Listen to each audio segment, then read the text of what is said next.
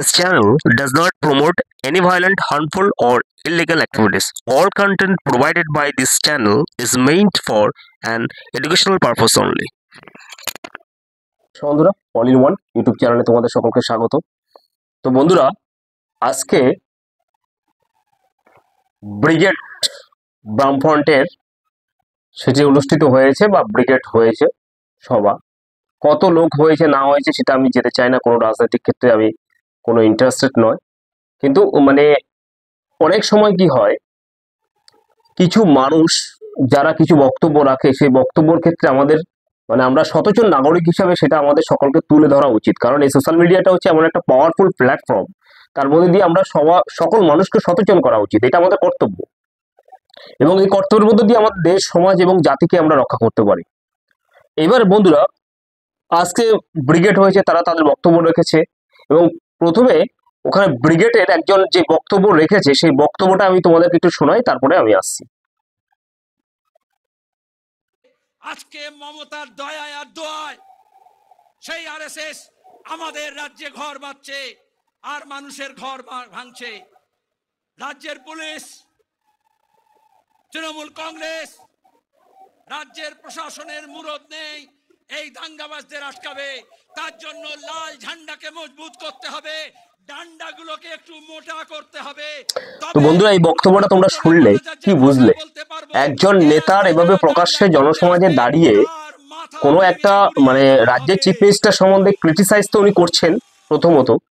দ্বিতীয় কথা হচ্ছে, ক্রিটিসাইজটা এমন কি করতে পারে কোনো একটা, যে কোনো রাজ্যে যে কোনো একটা এনজিও বা অর্গানাইজেশন যেটা মানুষের কল্যাণের পক্ষে আর কি, সেটা সব জায়গায় থাকে এবং থাকা উচিত। এরা যারা বলছে, এই যে বামফ্রন্ট আর কি বা কমিউনিস্টরা রয়েছে, তাদেরও তো বিভিন্ন জায়গায় বিভিন্ন রকমের অর্গানাইজেশন ছড়িয়ে রয়েছে প্রথমত। দ্বিতীয়ত, এই যে আরএসএস এর সম্বন্ধে বলছে, রাষ্ট্রীয় স্বয়ংসেবক সংঘ, তাদের কাজ সম্বন্ধে উনি কতটা ওয়াকেবল আমরা জানি না, কিন্তু আমি নিজে চোখে দেখেছি তাদের যে সমস্ত কর্মগুলো, মানুষের পাশে দাঁড়ানো এবং বিভিন্ন রকমের ন্যাচারাল ডিজাস্টার, প্রাকৃতিক দুর্যোগ, বন্যা, ভূমিকম্প থেকে শুরু করে সমস্ত কিছুর ক্ষেত্রে এই আরএসএস এর লোকরা কিন্তু ঝাঁপিয়ে পড়ে মানুষকে সহায়তা করার জন্য। সেক্ষেত্রে কিন্তু এই কমিউনিস্টদের কিন্তু কোথাও দেখা যায় না বন্ধুরা। তারা নানা রকম কথা বলে, তাই জন্য পশ্চিমবাংলা থেকে উঠে গেছে, ত্রিপুরা থেকে উঠে গেছে, এখন মিনমিন করে প্রদীপটা জ্বলছে সেটা হচ্ছে কেরালায়। আশা করছি কেরালার মানুষরা সচেতন মানুষ এবং তারাও কিন্তু এই যে দেশ বিরোধী যারা কিছু রয়েছে তাদেরকে সেখান থেকেও ছুঁড়ে ফেলে দেবে। আমাদের যেমন জেএনইউ থেকে শুরু করে আমাদের আরো যে ইউনিভার্সিটি গুলো আছে, তাদের যে ছাত্র সংগঠন রয়েছে, তারা কাশ্মীর মাগে আজাদি, ভারত তেরে টুকরে হাঙ্গে, হ্যাঁ, এই সমস্ত কিছু অ্যান্টি ইন্ডিয়ান স্লোগান এটা দিয়ে থাকে একমাত্র ভারতবর্ষ বলে দিতে পারছে। এটা যদি আজকে চায়না যে যাদেরকে যে এই কমিউনিস্টরা চায়নাকে তাদের আর কি গুরুদেব ভাবে আর কি, সেখানে গিয়ে তো এই সমস্ত দেশ চায়না বিরোধী কোনো স্লোগান দিতে পারবে কিনা আমার জানা নেই। তখন সঙ্গে সঙ্গে যে পানিশমেন্ট দেবে সেটা তারা বুঝতে পারবে। আর উত্তর কোরিয়া, হ্যাঁ, নর্থ কোরিয়া, কিম জং উন, যে ওখানকার যে প্রেসিডেন্ট রয়েছে, সেখানে কি কোন দেশ বিরোধী স্লোগান কেউ দিতে পারবে? কিন্তু ভারতবর্ষে এটা সম্ভব। ভারতবর্ষ নাকি গণতান্ত্রিক দেশ। গণতান্ত্রিক দেশে এই সমস্ত দেশ বিরোধী কাজ করা যায়, সেটা এই মাত্র আমরা দেখতে পাচ্ছি। তো যাই হোক, আশা করছি এটারও পরিবর্তন হয়ে যাবে। এই যে কমিউনিস্টরা যারা এই সমস্ত কিছু করছে, সেটা একদিন না একদিন পরিবর্তন হবে। 142 কোটি মানুষ পরিবর্তন করবে। আচ্ছা, এবার চলে আসি বন্ধুরা, আজকে যিনি এই কথাগুলো বলছেন, একজন মুখ্যমন্ত্রী চিফ মিনিস্টার, সম্মানীয় চিফ মিনিস্টার আমাদের রাজ্যের, তো তার সম্বন্ধে এই সমস্ত কোনো কথাবার্তা বলছেন। তিনি অমুকে ইয়ে করেন বা করেন, বন্ধ করতে হবে, হ্যাঁ, এই কথাগুলো, এই যে একটা স্বেচ্ছাসেবামূলক সংগঠন সারা ভারতবর্ষে চলছে তথা বিশ্বেও চলছে, যারা মানুষের সমস্ত প্রবলেমের ক্ষেত্রে, সমস্যার ক্ষেত্রে, প্রাকৃতিক দুর্যোগ, গরিব মানুষ খেতে পারছে না, সেখানে এগিয়ে আসে, তাদের অবদান, কন্ট্রিবিউশন, সেটা কেউ অস্বীকার করা যায় না। সেখানে সমস্ত সম্প্রদায়, সমস্ত ধর্মের মানুষের পক্ষে তারা তাদের যে সাহায্যের হাত বাড়িয়ে দেয়। এবার এটা তো গেল, আজকে তিনি যে কথাগুলো বলছেন, এরা নিজেকে সেকুলার বলা হয় এবং সেকুলারের ডেফিনিশনটাই এদের কি জানা আছে আমি জানি না। তো এদের এই সেকুলারিজম বলতে গেলে ভারতীয় সংবিধানের 25 থেকে 28 যে সংবিধানের আর্টিকেল রয়েছে, 25 থেকে 28, সেখানে যে সেকুলারিজম কথাটা উল্লেখ করা রয়েছে এবং 1976 সালের সংবিধানের 42তম সংশোধনীর মাধ্যমে এই সেকুলারিজম কথাটা উল্লেখ করা হয়েছে। সেকুলার মানে কি? গণতন্ত্রের মধ্যে দিয়ে, অর্থাৎ ধর্ম নিরপেক্ষতা, উভয় সম্প্রদায়, যে কোনো ধর্ম, হিন্দু, মুসলিম, বৌদ্ধ, খ্রিস্টান, জৈন, প্রত্যেকটা ধর্মের মানুষের সমান অধিকার থাকবে এবং যে দলই হোক সবার মানে পক্ষ হয়ে কথা বলবে, বিপক্ষ হয়ে কথা বলবে না। কিন্তু এই কমিউনিস্টদের সেকুলারিজমটা টোটাল পুরো আলাদা। মানে ইন্ডিয়ান কনস্টিটিউশনাল সেকুলারিজম এরা মানে না। এদের কাছে সেকুলারিজম কাউকে তোষণ করা, সেটাই হচ্ছে এদের কাছে সেকুলারিজম। এই কেন এই কথাটা বলছি বন্ধুরা, বাধ্য হলাম বলতে। আজকে বলা হচ্ছে যে এখানে আরএসএস যারা রয়েছে সেই সংগঠনকে এরা নাকি কোনো জায়গায় কোনো উচ্ছৃঙ্খলতা সৃষ্টি করছে, এই করছে। এখানে দেখাতে পারবে যে কোনো জায়গায় কোনো প্রমাণ বা প্রুভমেন্ট কোনো কিছু তো নেই, শুধুমাত্র এরা ভড়কানো, উস্কানো এবং মানে কাউকে সন্তুষ্ট করার জন্য 30% ভোটের জন্য এরা কিন্তু এই ধরনের কথাবার্তা বলে থাকছে। এইবার দেখো বন্ধুরা, আজকে আমি একটু সরাসরি তোমাদেরকে এবার নিয়ে যাব মুর্শিদাবাদে। মুর্শিদাবাদে যে ঘটনাটা ঘটেছে, জাফরানবাদে আর কি, সেখানে যে বাবা আর ছেলেকে যে হত্যা করা হলো, সেই বাবা আর ছেলে তোমার হরগোবিন্দ এবং দাস এবং চন্দন দাস, এরা দুজনে বাবা ছেলে এবং এরা পেশায় ছিলেন মৃৎশিল্প, অর্থাৎ এরা বিভিন্ন রকমের দেবদেবী প্রতিমা তৈরি করতেন। তো মুর্শিদাবাদ সরি যে ঘটনাটা যে সেদিন ঘটেছিল, তারা মানে এই যে মানে যারা ওখানকার মানে লুটবাজ বা দাঙ্গাবাজি আর কি যাদেরকে বলা হয়, যারা এই মানে মানুষের উপর অত্যাচার করেছিল, তাদেরকে ঠেকাতে গেছিল, তাদেরকে ডেকে নিয়ে এসে গোবিন্দ দাস এবং চন্দন দাসকে কুপিয়ে হত্যা করে, মানে নৃশংসভাবে হত্যা করে। এবং বন্ধুরা আমি তোমাদেরকে একটা কথা বলি, এবং তারা মানে কমিউনিস্ট পার্টির সাপোর্টার। হ্যাঁ, এই হরগোবিন্দ দাস এবং চন্দন দাস। এইবার দেখো, সেদিন যখন তাদেরকে হত্যা করা হয়, সেখানে একজন মানে তারা যে সাপোর্টার, সেই প্রমাণটা আমি তোমাদেরকে দিচ্ছি, এই হরগোবিন্দ দাস এবং চন্দন দাস। তারপরে আমি একটু অন্যরকম এক্সপ্লেনেশন আসবো, সেইটা শোনো বন্ধুরা। সংগঠিত হয়েছে। এখন এই আন্দোলনকে পিছন থেকে যারা মদত জুগিয়েছে তারা হচ্ছে এই রাজ্যের তৃণমূল কংগ্রেস। তার ফলে হচ্ছে যে বলি হলো ইজাদ শেখ। এই যে আন্দোলনের নামে যে হিংসাত্মক আন্দোলন, এইটা কখনো কাম্য না। যে ইজাদ শেখ মারা গেছে তার পরিবারের প্রতি আমরা সমবেদনা জানাই, এবং ধুলিয়ানের জাফরাবাদে তো বন্ধুরা শুনলে তোমরা, এই যে সিপিএম এর একজন হচ্ছে গোবিন্দ জেলা সম্পাদক, গোবিন্দ দাস, এবং তার নাম হচ্ছে সম্ভবত জামির। তো তিনি ক্লেম করছেন এই দুজন ব্যক্তি যারা মারা গেছেন হিন্দু সম্প্রদায়ের, তারা হচ্ছে সিপিএম এর সমর্থক। এবার বন্ধুরা আমি তোমাদেরকে একটা কথা বলি, ফলে এটা খুবই দুঃখের। এবং যেহেতু এটা সমর্থক রয়েছে, তাহলে আজকে ব্রিগেডটা হলো, ভালো করে আমার যুক্তিটা মানে সবাই বন্ধুরা বুঝবে এবং কমেন্টস করবে।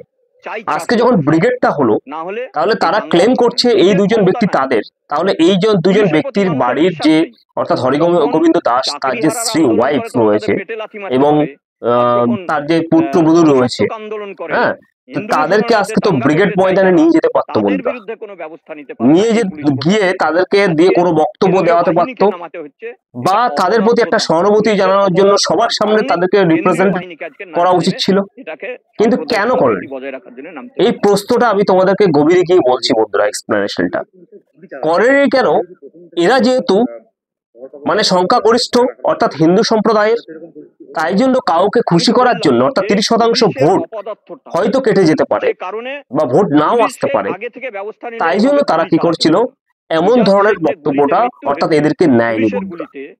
তাহলে কি বুঝলে বন্ধুরা বলো? এবার এরা যে নিজেদেরকে সেকুলার মনে করছে বা নিজেদেরকে সেকুলার ভাবছে, ইন্ডিয়ান কনস্টিটিউশন অনুযায়ী ওরা সেকুলারিজম বলে আওতায় আর কি। তো সেক্ষেত্রে এদের সেকুলার কি মানে 30% দুজন এরা সেকুলার, আর 70% যে সংখ্যাগরিষ্ঠ সম্প্রদায় রয়েছে তাদের জন্য সেকুলার নয়, তাদের ভোটের প্রয়োজন নেই? এটা আমার প্রশ্ন রইল যারা মানে তাদের উচ্চ নেতৃত্ব রয়েছে, তাদের কাছে এই প্রশ্নটা হচ্ছে, সেই প্রশ্নটা উত্তর আমার মানে আমাদের, আমরা শুধু নয়, সারা ভারতবর্ষের 142 কোটি মানুষ চাইছে এই কমিউনিস্ট নামক দলটি থেকে। যে সেকুলার বলতে আপনারা কি বোঝান? শুধুমাত্র ভারতবর্ষে 30% ভোটের জন্য কি আপনারা তাদের কাছে মানে ওই দিক থেকে সেকুলার, আর 70% যে সংখ্যাগরিষ্ঠ মানুষ রয়েছে তাদের কোনো ভোটের প্রয়োজন নেই, তাদের কাছে আপনাদের সেকুলারিজম ডেফিনিশনটা টোটালি ইনঅ্যাক্টিভ থাকে, সেটা আমাদেরকে জানাবে। আচ্ছা, এইটা তো গেল বন্ধুরা। আরেকটা জিনিস আমি তোমাদেরকে বলি, সেটা হচ্ছে কি, কালকে মানে ব্রিগেড হওয়ার আগে সেই সময় এরা কিছু বক্তব্য মানে ওদের যে পার্টি লেভেল থেকে দিয়েছে, সেটা সেকুলারিজমের মধ্যে পড়ে কিনা বন্ধুরা তোমরা আমাকে জানাবে। সেই বক্তব্য মানে মিছিল একটা বের করেছে এরা, মানে ব্রিগেডের আগে আর কি, সবাই যাবে, সবাইকে জড়ো করছে আর কি, যেরকম হয় আর কি, অ্যাওয়ারনেস পদযাত্রা আর কি। তো সেই পদযাত্রা থেকে ডিরেক্টলি মানে যে পরিভাষাটা চলে আসছে, সেটাতে মনে করো কি যে তারা সেকুলারিজমের যে ডেফিনিশনটা দেয়, সেটা কি মানে তাদের আদৌ কি তাদের মুখে মানায় কি মানায় না, সেটা মানে বন্ধুরা আমাকে জানাবে ভিডিওটা দেখার পর। তো ভিডিওটা দেখো। মুসলিম বাঁচাও, বিজেপি হটাও, মুসলিম বাঁচাও, বিজেপি হটাও।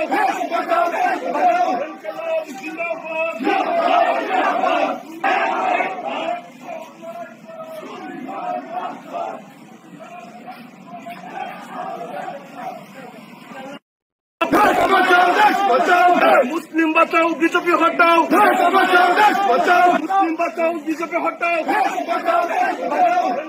তো বন্ধুরা, তোমরা ভিডিওটা দেখলে কি বুঝলে? এই যে কমিউনিস্টরা সেকুলারিজমের কথা বলে বারবার, আজকে এই ভিডিওগুলোর মধ্য দিয়ে তোমরা কি বুঝতে পারছো? টোটালি পুরো মানে একটা ভাওতা, মানে 30% আমাকে সন্তুষ্ট করতে হবে, আর 70% কোনো কিছু প্রয়োজন নেই। এবং যারা আজকে মানে আমি ডিরেক্টলি বলছি, মানে 70% অর্থাৎ সংখ্যাগরিষ্ঠ মানুষরা রয়েছে আমাদের ভারতবর্ষের, তারা এখনো পর্যন্ত যারা এই কমিউনিস্ট পার্টির সঙ্গে ঘুরে বেড়াচ্ছে, তাদেরকে বলছি হরগোবিন্দ দাস এবং তার পুত্রকে যেন আজকে তারা ব্রিগেডে চিনতে অস্বীকার করেছে।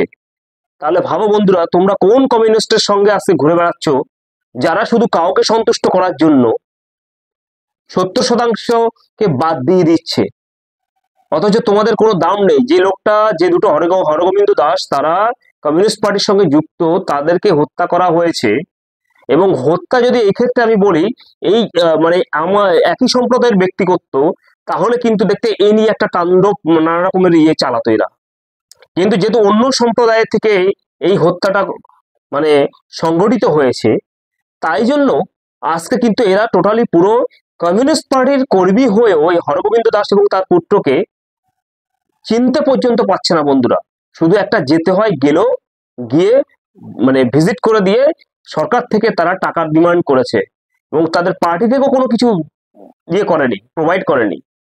সেটা অন্য কিছু হলে হয়তো প্রোভাইড করতো, পার্টি থেকেও কিছু প্রোভাইড করেনি। আবার আজকে এত বড় একটা ব্রিগেড হয়েছে, সেই ব্রিগেডে কিন্তু এই কমিউনিস্ট যাদেরকে শহীদ বলছে, তাদেরকে চিনতে অস্বীকার করছে, কারণ তারা সংখ্যাগরিষ্ঠ সম্প্রদায়ের মানুষ বলে। তো এই হচ্ছে কি কথা। আমি এখন করজোরে 70% সংখ্যাগরিষ্ঠ মানুষের কাছে প্রার্থনা করব, আপনারা যে দলই করুন না কেন, আশা করছি আপনারা বুঝুন, মানে এই রাজ্যে টোটালি পুরোপুরি তোষণের যে রাজনীতি চলছে, সেই রাজনীতি থেকে আপনারা বেরিয়ে আসুন। কারণ আপনাদের কোনো ক্ষয়ক্ষতি হলে আপনাদের এই দলগুলো আপনাদেরকে চিনবে না পর্যন্ত। তার প্রমাণ এই যে মুর্শিদাবাদে যে ঘটনাটা ঘটেছে, এবং হরগোবিন্দ দাস তাকে আজকে কমরেডটা চিনতে পর্যন্ত পাচ্ছে না, যার জন্য আজকে এই মানে ব্রিগেডের ওখানে নিল না পর্যন্ত ওই শহীদ পরিবারগুলোকে। বন্ধুরা, এই হচ্ছে গিয়ে এই সেকুলারিজমের কথা বলে বন্ধুরা। তো আশা করছি আপনাদের চোখ কান নাক আপনারা খুলুন, আর ঘুমিয়ে থাকবেন না। 70% মানুষকে বলবো, যেই দলগুলো এইভাবে তোষণের রাজনীতির হাত বাড়িয়ে দেবে এবং আপনাদেরকে অবহেলার পাত্র বলে চারদিকে ছুঁড়ে ফেলে দেবে, তাদেরকেও আপনারা ছুঁড়ে ফেলে দিন, সে যে দলই হোক। কারণ 70% থেকে ভোট নেবে অথচ অন্য তোষণ চালাবে, সেইটা আপনারা বুঝুন। এই করজোরে বলছি, না হলে কিন্তু সময়টা কিন্তু যেমন মুর্শিদাবাদ এবং মোথাবাড়ির মতো হয়েছে, সবার কিন্তু প্রত্যেকটা আজকে 22 থেকে 23 খানা শুধু ডিস্ট্রিক্ট নয়, পশ্চিমবাংলা দোষ দিয়ে লাভ নয়, সারা ভারতবর্ষ কিন্তু এভাবে হতে চলেছে। কিন্তু এই মোথাবাড়ি ও মুর্শিদাবাদ সারা ভারতবর্ষ কিন্তু হতে চলেছে। তাই সবাইকে বলছি আপনারা খুব সাবধান হয়ে যান এবং সতর্ক থাকুন, চোখ কান খোলা রাখুন। এই যে পরিস্থিতি আজকে হরগোবিন্দ দাসকে যেমন মানে চিনতে অস্বীকার করছে এই কমিউনিস্টরা এবং অন্য দলও শুধুমাত্র 30% ভোটের জন্য, তাহলে 70%কে ভাবার দিন কিন্তু ইমিডিয়েটলি চলে এসছে। নাহলে কিন্তু আর ভেবেও কুল পাবেন না, যেটা পরিস্থিতি মালদা এবং মুর্শিদাবাদে হয়েছে। তো বন্ধুরা, আজকে ভিডিওটা একটুখানি ভালো লাগলে লাইক শেয়ার এবং সাবস্ক্রাইব করবে। ধন্যবাদ।